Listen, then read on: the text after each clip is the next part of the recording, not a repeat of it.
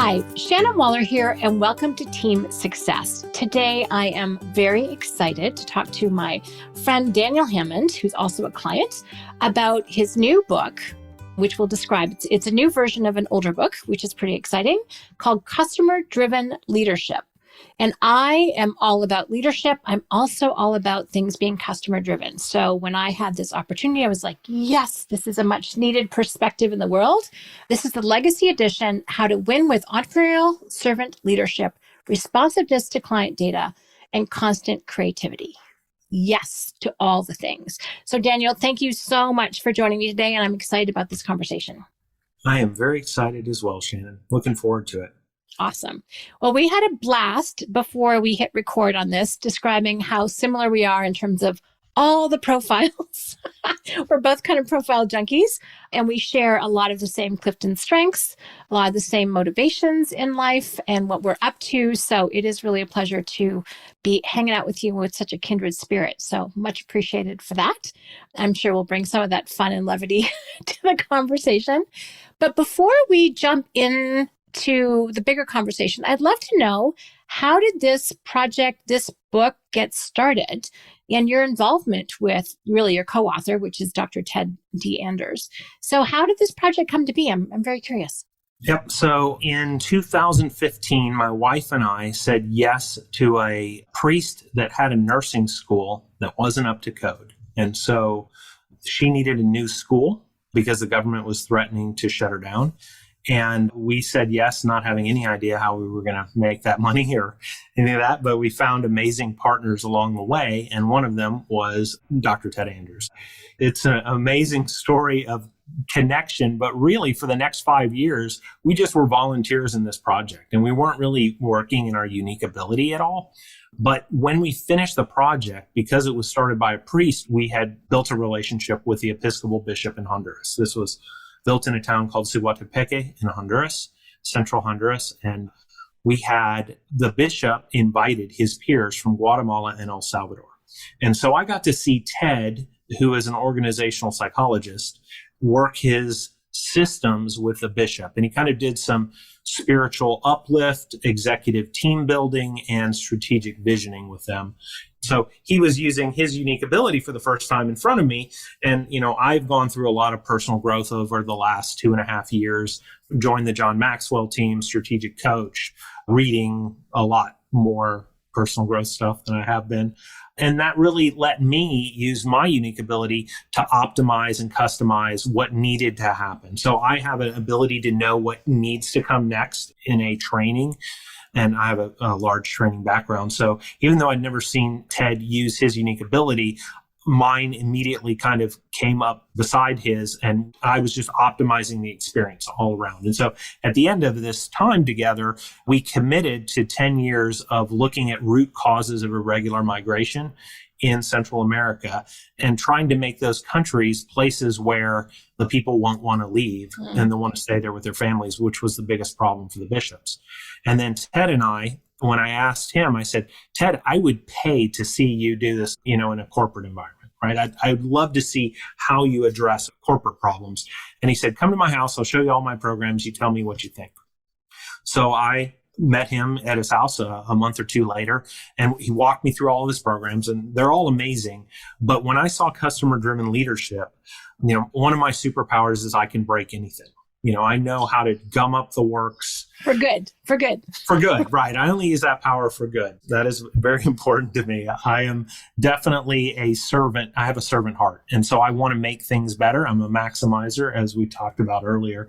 And so I saw this system as self-correcting, self-healing. Mm-hmm. So if you're doing it right, it's not going to fail you. Mm-hmm. It's going to improve whatever you put the focus on, as long as you're, treating your people right. Yeah, the system is amazing. And so I was like, let's do this. And so he said, be my co-author on the second edition. At the time, we were calling it the second edition. But as I worked through it, Ted started this in the mid-90s. So it's got 27 years of history behind it. Nice. He has had mind-blowing success in entrepreneurial organizations and traditional businesses and nonprofits and even in governmental bureaucracies. And so I was just really excited. And that's kind of how I got involved with customer-driven leadership. Awesome. Well, we're going to dive into that in just a moment. And just so people have context about what you do, what your others, you give a multitude of talents, and you apply your talents in a multitude of ways. So what's your day-to-day right now? What are you doing? Yeah. So the new thing for me is I've been a consultant for the last 3 years, and that's really been my business model. And so all the things that I learned in Strategic Coach about self-managing businesses, I kind of skipped a lot of that stuff because that wasn't really a concern of mine. And now all of those things that I learned are coming back into play as I build a business that can serve, I don't want to serve 2 or 3 clients at a time with this. I know this can make organizations better. I know it can make its people happier and more fulfilled.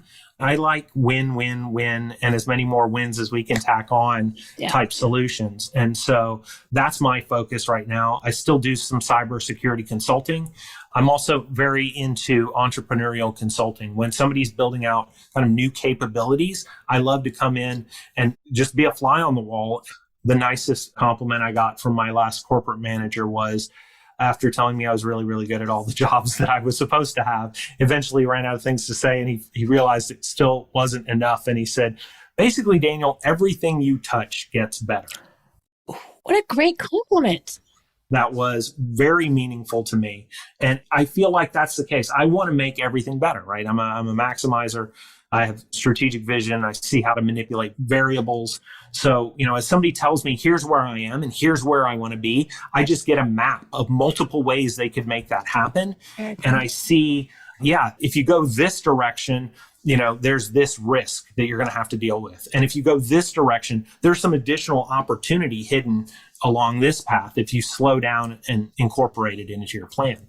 So that's my dream job, is come in, listen to where people are, where they want to go. I'm not an implementer. I don't, the less I do it, the less I have to physically do, but I want to give them the recommendations and kind of highlight some of the risks that they're likely to pass. Yeah. And the map a little bit. And I'm just going to mention one more thing because I find it fascinating. You also have your Army experience as an interrogation expert. Yeah. So I did 14 years in the Army, 4 active duty. I was in the 82nd Airborne Division, jumping out of airplanes, signals intelligence, Spanish linguist. So that's where I started learning my Spanish. And then when I went into the reserves 4 years later and did 10 years in the reserves, changed over into interrogation and became an instructor. And I did that both in combat deployment. I did that in the school. When I came back, I became a contract instructor and helped design an advanced interrogation and analysis course for the military. Very cool. Wow. I love it. It's always fun to see how people's unique abilities come out in a myriad of ways. And as you develop, and building out those scenarios is something you do now. So that's awesome. All right. So let's jump into your newest adventure, which is customer-driven leadership, and really bringing this to the fore and creating a self-managing company around it.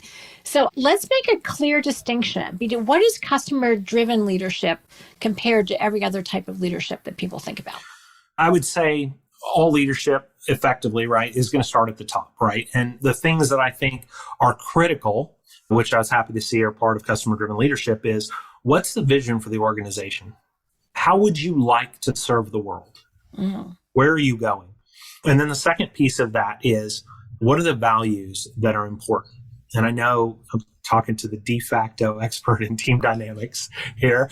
If the people all share the same values and we're reminded of this is why we do it and this is how we serve the clients, I think that's a powerful, it brings us together, right? Mm-hmm. It brings teams together where you can call out somebody for doing something right because it doesn't align to what the company's trying to accomplish. And you can also gently correct them when they're not living up to the values of the organization. Mm-hmm. And I think strong expectations are one of the key components and one of the components of customer-driven leadership.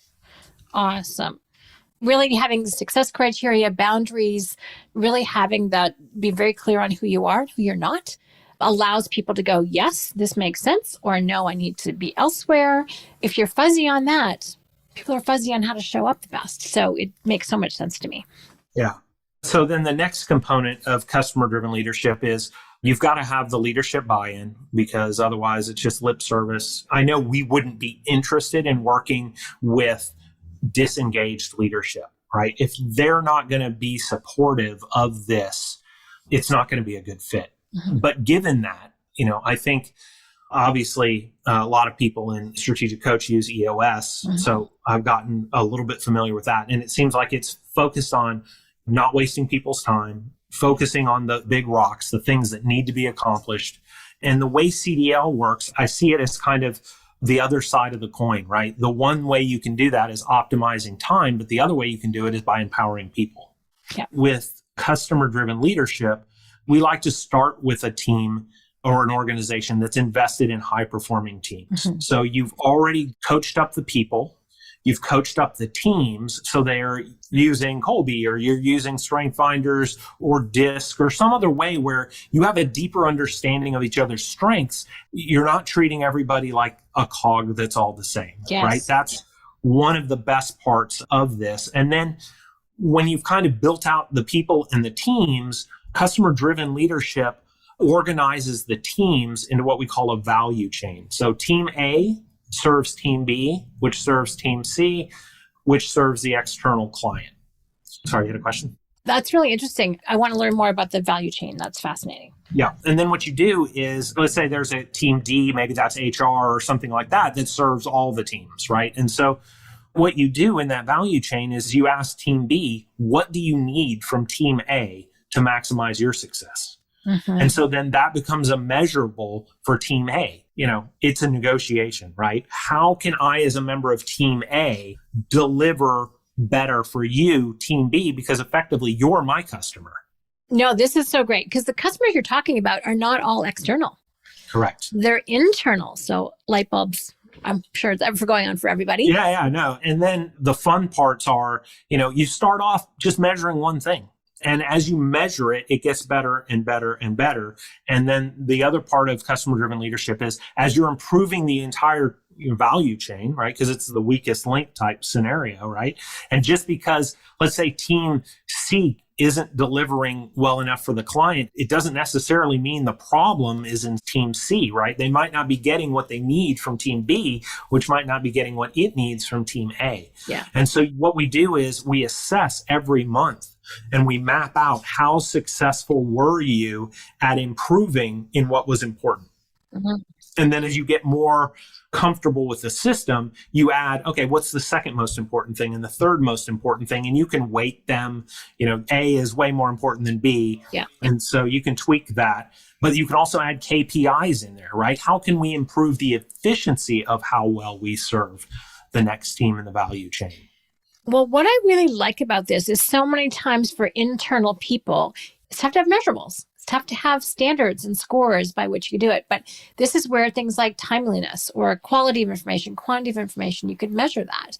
I think about our production team who works with marketing, which I'm involved with. Do we get stuff to production with enough lead time so they've got time to do their job properly, right? Like that's probably exactly what you're talking about. And how can we improve that? And the other thing that comes to mind is I talk a lot about unique ability relay. So that's often within a team, but you're talking about it between teams. So the metaphor is a relay race. Now, two things I understand about a relay race, never having run track in my life, let's be very clear, is that if you have a relay race, two things are really important. Have the right person in the right position in the race or the right team in place, and don't drop the damn baton. Right? So that's kind of what you're talking about. How can you have a really effective handoff between teams? And are you passing the right thing in the right time frame with the right information, all the success criteria to make that teamwork successful? So this is good. Yep. And you're 100% right. It has to be hard measurables, right? Whatever it is they need, you've got to boil it down to it's not subjective. Right. They did it or they didn't do it. And their score is on a scale, right? So ideally, the scale we most often use is 0 to 10. So we have that broken down into 0, 2.5, 5, 7.5, and 10. And the way that works is whatever they're doing when they start, that's your 2.5 level. So there's plenty of room to grow. Yeah. The other piece of customer-driven leadership is you pay incentives for people's success. So instead of I used to work in corporate America. And so a couple of things that I really did not like is you can have a team full of dragon slayers, right? Who are crushing every single day of their life, putting in whatever it takes to do whatever's needed. I was on a team like that. And at the time, there were 3 of us. And as good as we were, we got 2 gold stars to give away. And so somebody is going to get the short end of the stick. It doesn't matter, oh gosh, this guy only slayed 7 dragons, right? So it's like you feel less than in a system like that. The way customer-driven leadership is, we get scored as a team. So 70% of our score is the same for us and for our leader. So we're all working for the same thing. Yeah. Now, the other thing is, instead of the leader giving you some subjective, sure, you both slayed 7 dragons, but Daniel's not going to get the gold star this year. There's a lot of subjectivity to the leader's decisions, right? But in this case, it's not subjective. So we have the ability to grade each other, to keep each other accountable, right? So, hey, Daniel's slacking off too much. I'm only going to give him, and he's slacking off in these ways. Right. He's not living up to our values in this particular way, and he's not living up to our deliverables in this particular way, so that I have feedback that can grow me and make me better. I want to pause there for a second, because first of all, there's a mindset that's required to implement customer-driven leadership. And one of those mindsets is being okay with accountability, right?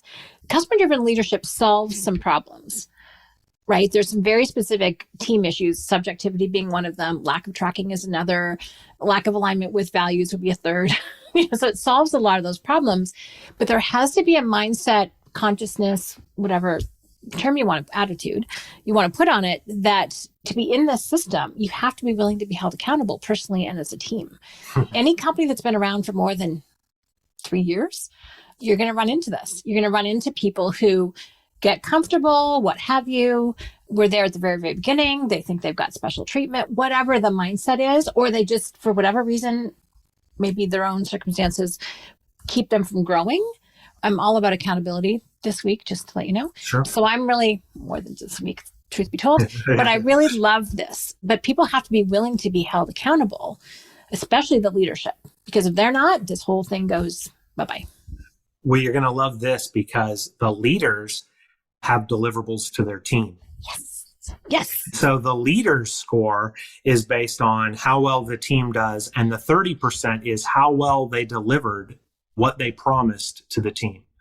So what we want is every team to become an entrepreneurial problem-solving organization in and of itself. So that means the job of the leader is to give them what they need to be successful. Mm-hmm. We create a thing called a playing field. So if you have an employee that doesn't know the expectations of their role, they're just going to do what their role is, and they're not going to do any outside the box thinking or anything like that, right? They're just going to do what they're told. But with customer-driven leadership, you help the team understand what the expectations are, and then you encourage them to share information that's going to improve that stuff. And you're going to take some chances. You're going to roll the dice, right? Because innovation doesn't always lead to a home run every time, right? So you got to be willing to try things. And so the leader has to let them have the room to grow and try things within that playing field. So, some of the limits of the playing field would be our values, right? We're not going to break our values to deliver something. We're not going to, break any laws or regulations. Obviously that's pretty important too. We're not going to break the budget, right? You can't spend $100 million to solve this $25 problem, but once you've created that comfort zone, you let the people have the freedom to move within that field right up to the boundaries, right? And then they know, I need help if I need to keep moving in this direction. Well, I love calling it a playing field, because literally the word play is in there, right? Which is the opposite of fear-driven. It just means there's room to play. So you need players, right? So people are engaged, active, committed, all the things, striving. So there's that. It's cool. There's a field. So there is a boundary around it. Also very important. It's like, I always tell this to entrepreneurs. It's like, if you have no boundaries, if you've got no targets, it's a little bit like playing pinball with no sides. Right. Where's the ball go? On the floor, right? So that's such a great metaphor, analogy, whatever that is, to describe it. And then people know they can play full out during the game. Business to some extent is a game. I think it's one of the best ones in the world because I don't know of any other avenue type of organization that allows you to learn and grow personally while you're growing professionally. And the two are not distinct in my world because you get the feedback so immediately as to whether or not what you're doing is working. Yeah. And the other thing is that it encourages cooperation, right? So on my team, for example, there may be a task that nobody likes to do. And guess what? If it has to be done, we're going to work it out.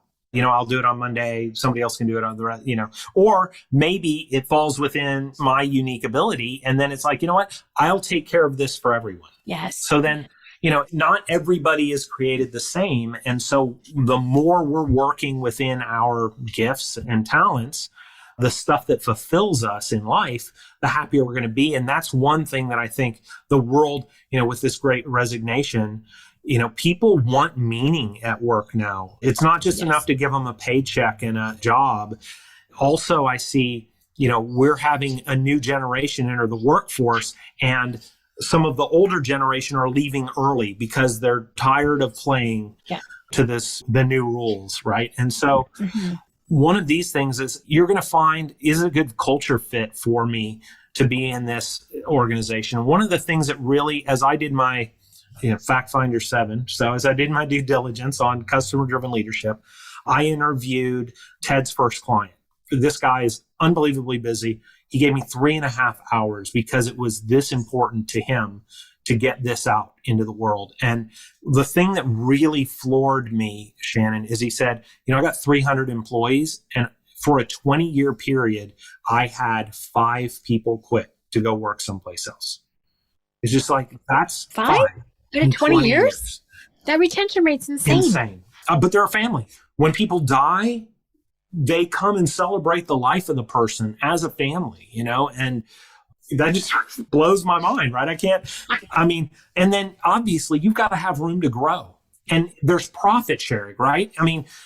That's part of the thing, right? Instead of getting a bonus that's arbitrarily determined by somebody well, how much do I want to throw at team A and team B? The whole system's pre-negotiated, and you're getting paid monthly or quarterly instead of, waiting the whole year for a bonus. There's multiple ways that you can adjust that so that it works within the organization's culture. Because like say, for example, maybe in nonprofit, you're paying those incentives with face time with leadership or the ability to go out on projects you care about. Yeah. Serve the community in some way, get some volunteer time that's paid. There's a lot of different ways that you can make these incentives speak to the people in your culture.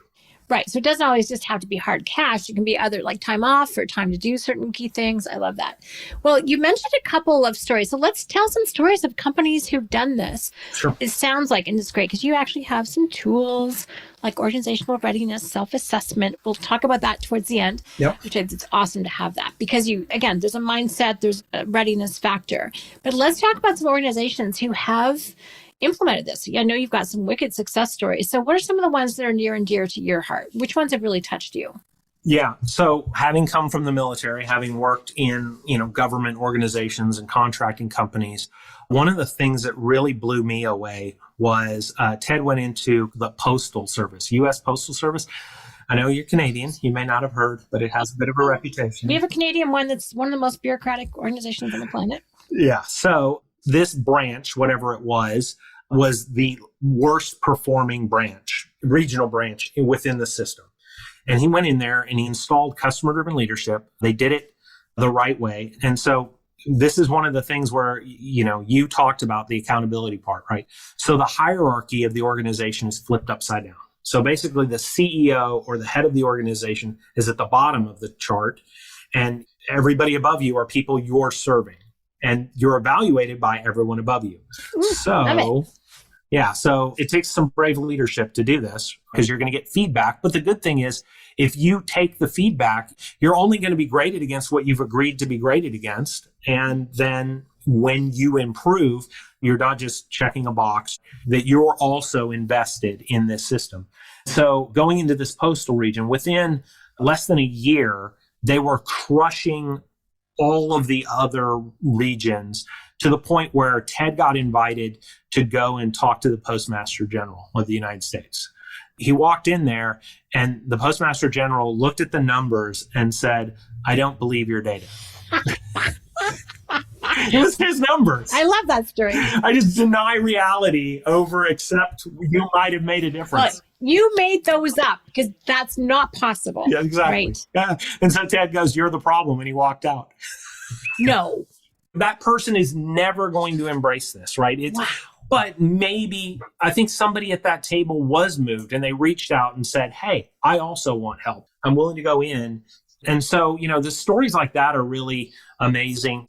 Some of Ted's clients, all of it was covered under NDA. So I didn't talk a lot with his NDA protected clients, but, I know that he goes out and travels the world, on their private jets, and he's become part of their success. Yeah. Truly, I think that's where Ted and my heart is we know that it can do anything. What's important to you, right? It's whatever is important to the organization, and what you measure is going to get better and better and better. I love it. Yeah. So it's like, can it do X? Yeah, it can do X, right? You just got to find the metric for it. You've got to give the incentives.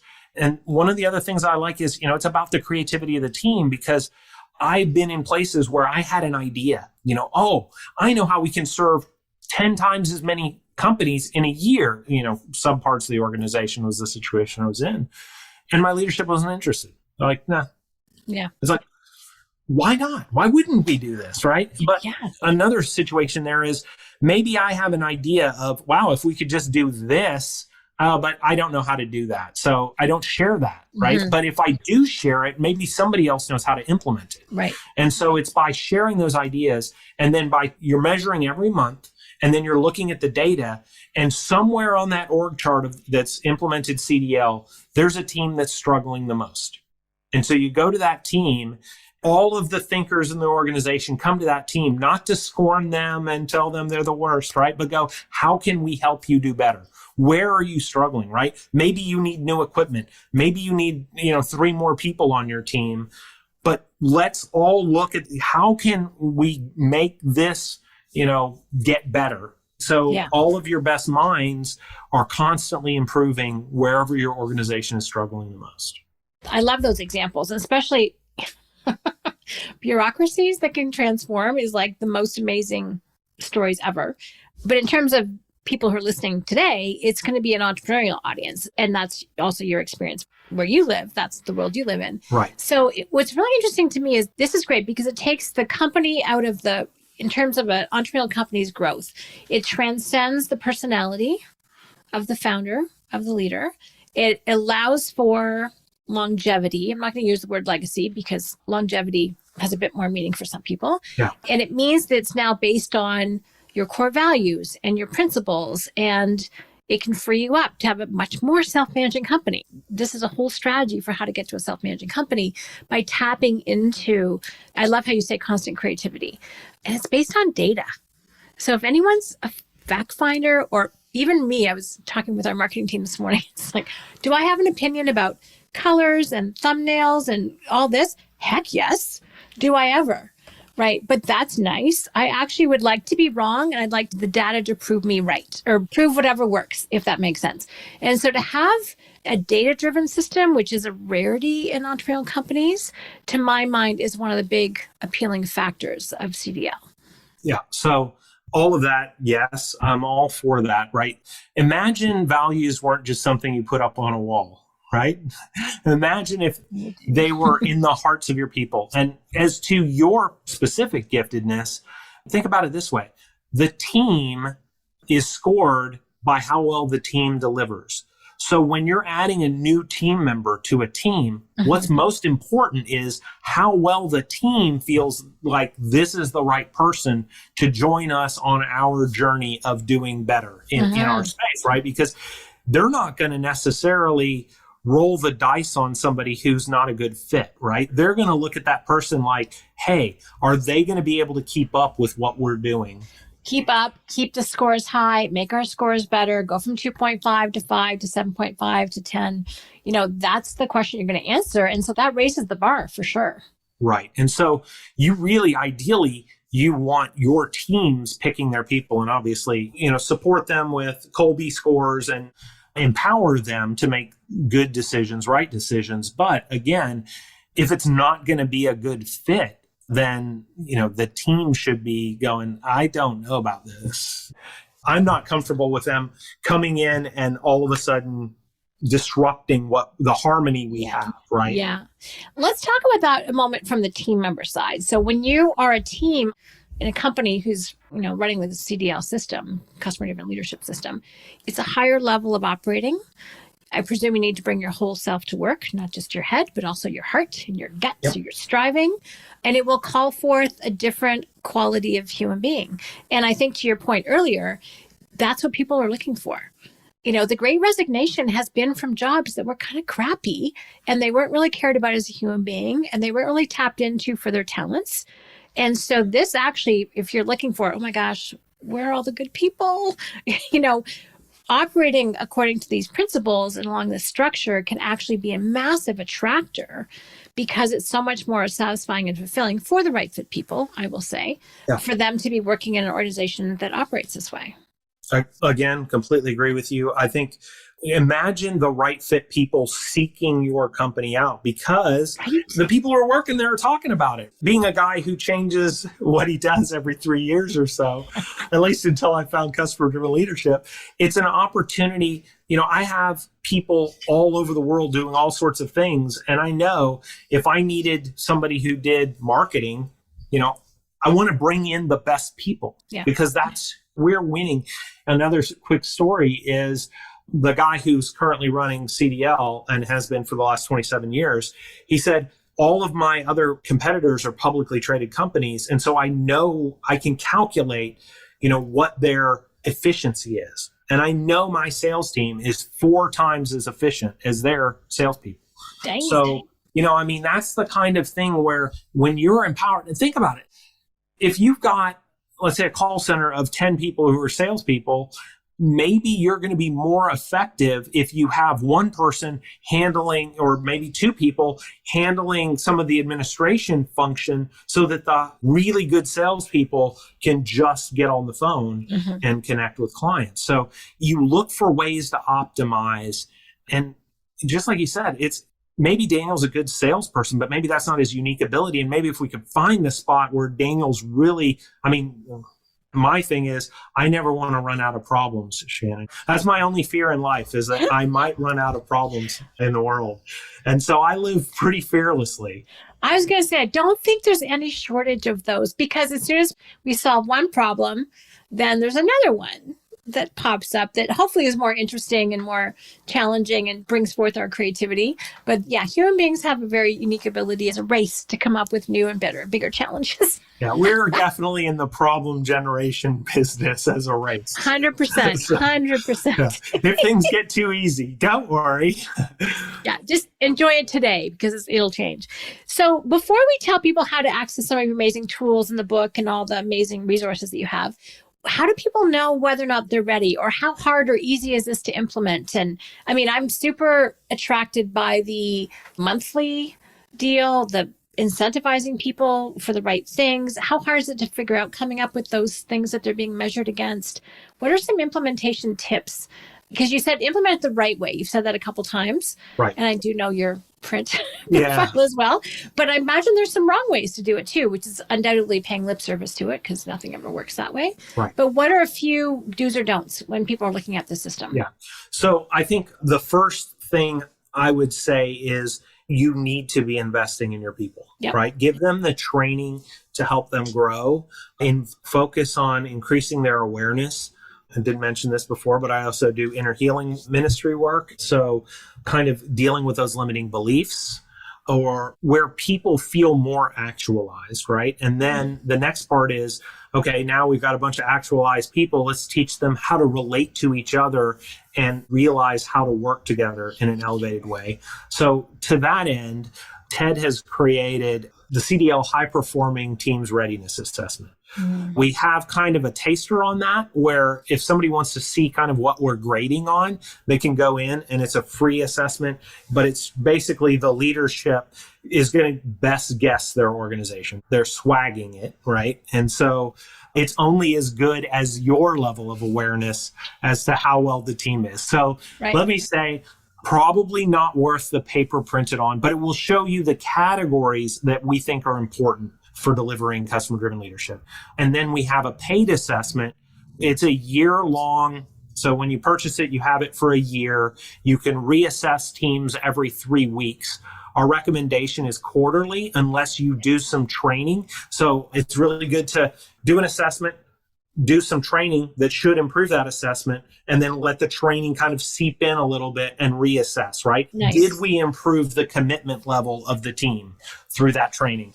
And I think what's really interesting is I'm partnering with coaches. So I'm John Maxwell, certified speaker, trainer, coach. So it is a gold mine to the leadership of an organization to know this is the team that's struggling the most.